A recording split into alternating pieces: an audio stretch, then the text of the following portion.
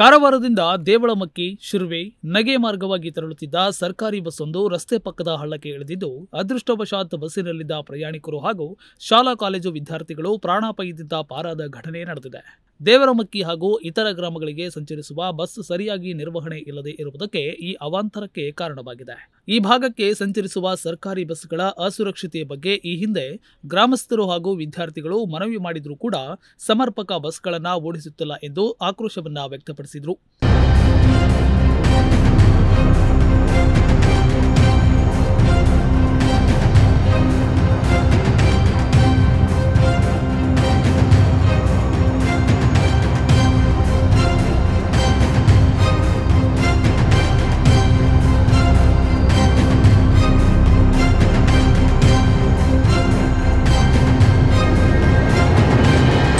ದೇವಳಮಕ್ಕಿ ಭಾಗದ ವಿದ್ಯಾರ್ಥಿ ಮತ್ತು ವಿದ್ಯಾರ್ಥಿನಿಯರ ಸಂಚಾರಕ್ಕೆ ಈ ಬಸ್ ಅನುಕೂಲಕರವಾಗಿತ್ತು. ಆದರೆ ಇತ್ತೀಚಿನ ದಿನಗಳಲ್ಲಿ ಈ ಬಸ್ ಆಗಾಗ ಕೆಟ್ಟು ನಿಲ್ಲುತ್ತಿತ್ತು ಮತ್ತು ತಾಂತ್ರಿಕ ದೋಷಗಳು ಸಾಮಾನ್ಯವಾಗಿತ್ತು ಎಂದು ಸ್ಥಳೀಯರು ಆಕ್ರೋಶವನ್ನ ವ್ಯಕ್ತಪಡಿಸಿದರು.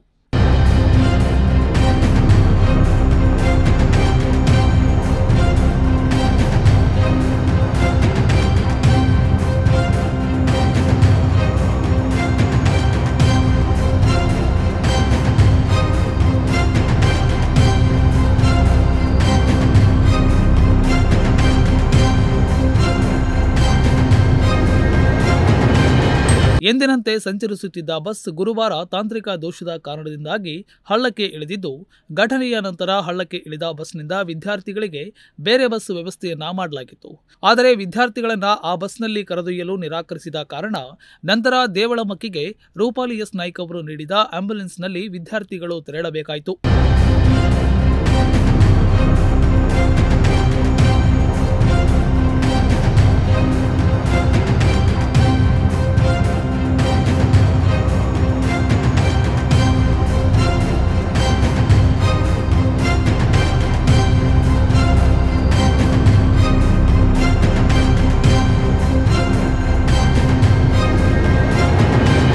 ಇನ್ನು ಈ ಭಾಗದ ಜನರಿಗೆ ಸರಿಯಾದ ಸೌಲಭ್ಯ ಕಲ್ಪಿಸುವಂತೆ ಸಾಕಷ್ಟು ಬಾರಿ ಮನವಿ ಮಾಡಿದರೂ ಕೂಡ ಏನೂ ಪ್ರಯೋಜನವಾಗಿಲ್ಲ.